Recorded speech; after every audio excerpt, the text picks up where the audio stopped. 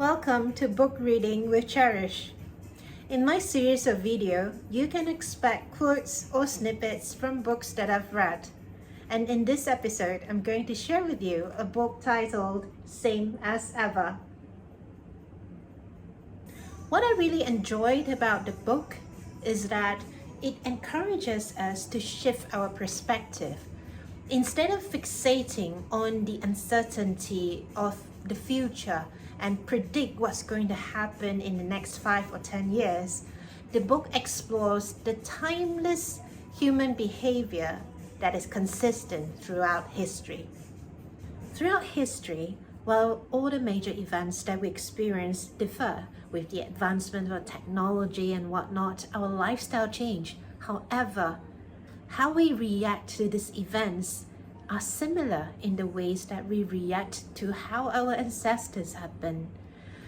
This understanding allows us to study post-crisis for potential insights that we can apply in learning how to respond to future challenges. So now that I've shared a glimpse into what the book is about, I'm going to read a few excerpts or snippets that I have bookmarked in Same as Ever. Now I'm going to read to you this excerpt on page 147.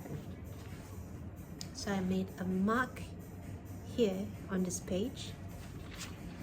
It says, 5 big things tend to eat away at competitive advantages. One is that being right instills confidence that you can't be wrong, which is a devastating characteristic in a world where outlier success has a target on its back, with competitors in tow. Size is associated with success. Success is associated with hubris, and hubris is the beginning of the end of success. Another is that success tends to lead to growth, usually by design. But a big organization is a different animal than a small one, and strategies that lead to success at one size can be impossible at another. There is a long history of star investment fund managers from one decade underperforming in the next. Some of this is the unraveling of luck, but success also attracts capital, and big investment fund isn't as nimble as a small one. The career version of this is the Peter Principle. Talented workers will keep getting promoted until they are in over their head when they fail. A third is the irony that people often work hard to gain a competitive advantage for the intended purpose of not having to work so hard at some point in the future.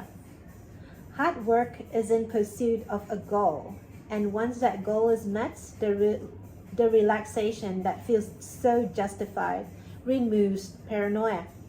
This allows competitor and the changing world to creep in unnoticed.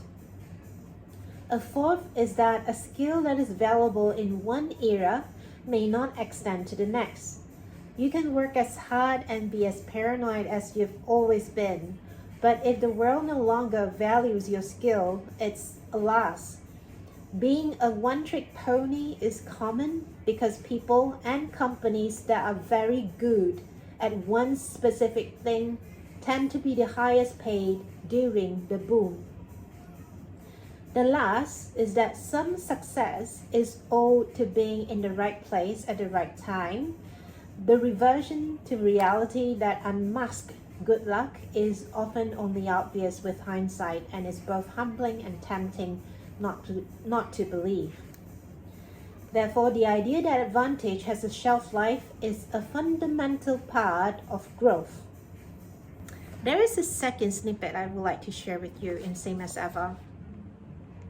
It's on page 162 and 163, where it says, when you are keenly aware of your own struggles but blind to those of others, it's easy to assume you are missing some skill or secret that others have.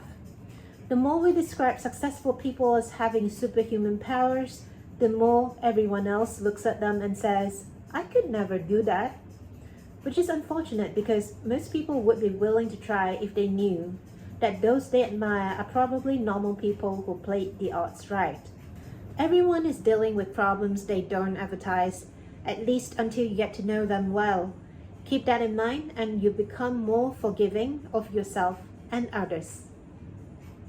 Now that's the end of this video. Thank you for joining me on this bookish journey. I hope that my video adds some value to your life.